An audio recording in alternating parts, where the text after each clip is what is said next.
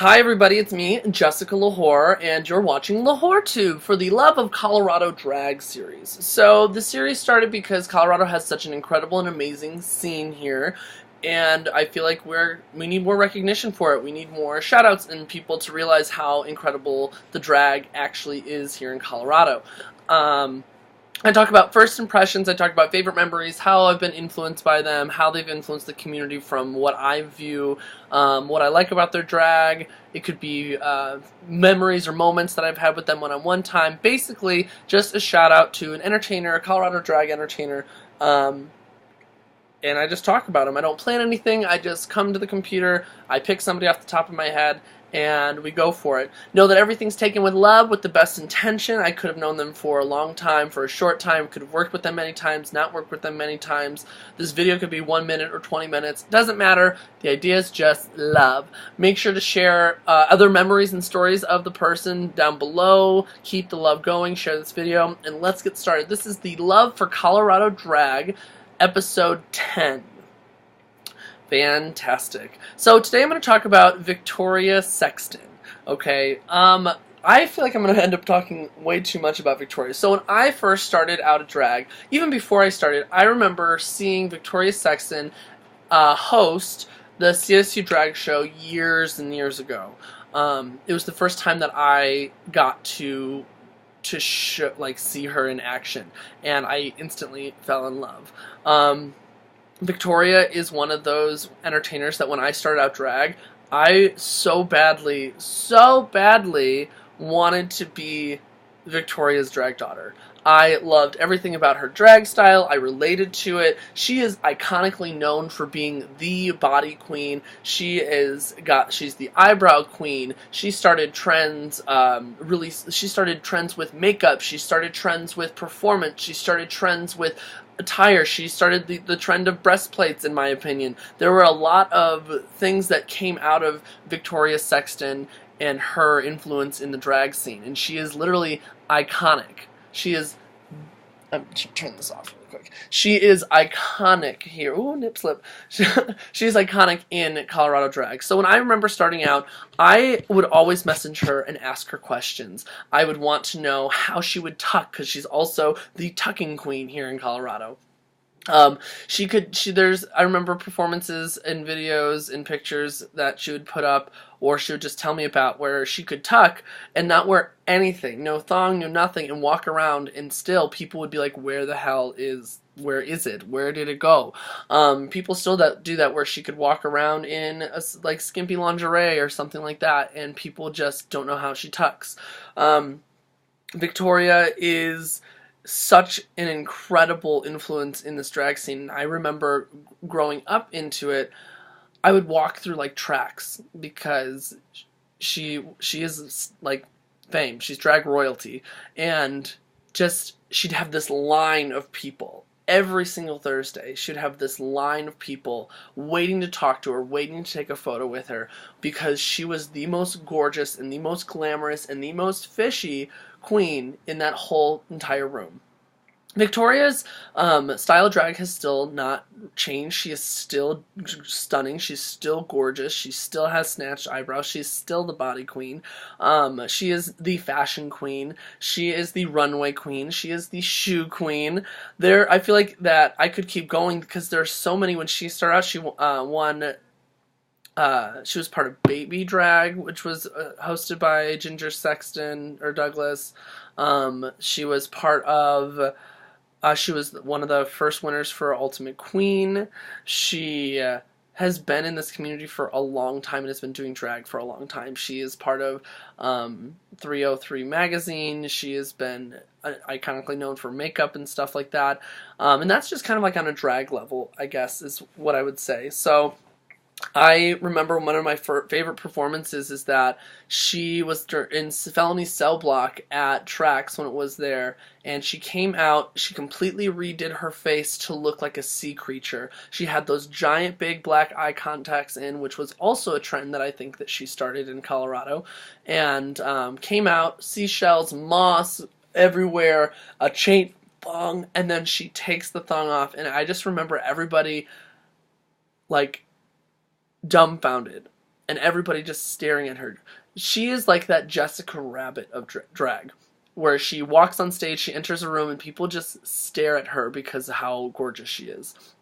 Trying to think of like outside of drag, because I look up to her drag so much. She was one of those. So throughout my drag career, I've gone through probably 6 or 7 people that became the next influencer for my style, or like somebody that I aspired to be able to do what they were capable of doing. And so I think that she was the second person in that series, in that cycle, where I wanted to just learn everything about her, and I wanted to be friends with her, and I wanted to like prove to her that I was like serious about this drag thing. I tried to book her when I could book her and have conversations with her. There was a weird time where we actually were flirting and not dating, but we just had like a little fling for like a hot second, but that went away too. That's okay though. There was, I mean, I've seen her perform all over the place. I've seen her perform in Drag Nation. If you go back to old Drama Drag and Drag Nation videos, there's tons of videos of her and it's just, she can do funny, she can do the most stupid Weird Al, she loves Weird Al songs, she can do the most sexual, sensual song, she can do a little bit of everything, which I think is kind of impressive. Victoria and I have had a great relationship in the sense that I consider her a sister now. I consider her somebody that I could text or I could call and have a conversation with. She's someone that I enjoy working with and going to the gig and realizing that she's in the show as well.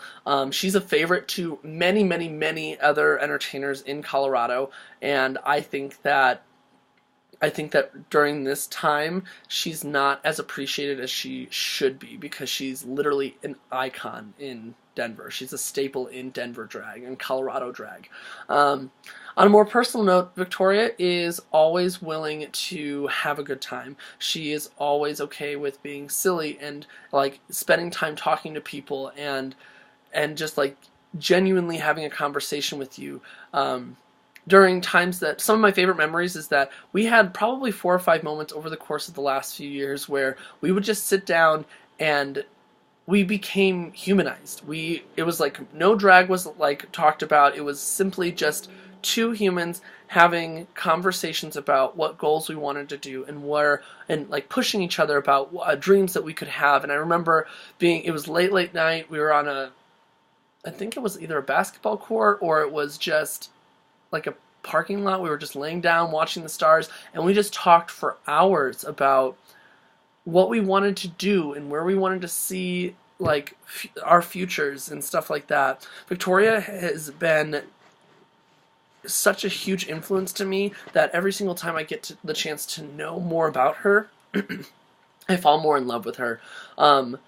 She has the ability to take over the world with runway and with fashion and with her makeup and just being a traveling makeup artist and stuff like that. She is that extremely talented. And Victoria, I still look up to you so much, and I'm still constantly influenced by you. You were the reason that I started makeup trends. Victoria Sexton used to be the only queen that would put on Facebook close-ups of different aspects of her makeup, of her eye makeup, of her lips, of her blending, of her contour, of her nose. She is the only queen that started doing that, and those were images that I would constantly study and stare at to help me do better with my makeup. And I think that's when I transitioned into doing my 4 images, my open eye, close-eyed, side, and smile, because I wanted to put out makeup stuff for other people to look at, and and that's why I do the videos on Instagram. A lot of that is influenced from Victoria. Victoria influenced and wanted me to learn how to do that extreme tuck, and even though I don't do it as often as she does, or even the corseting, she can corset so tiny and waist train.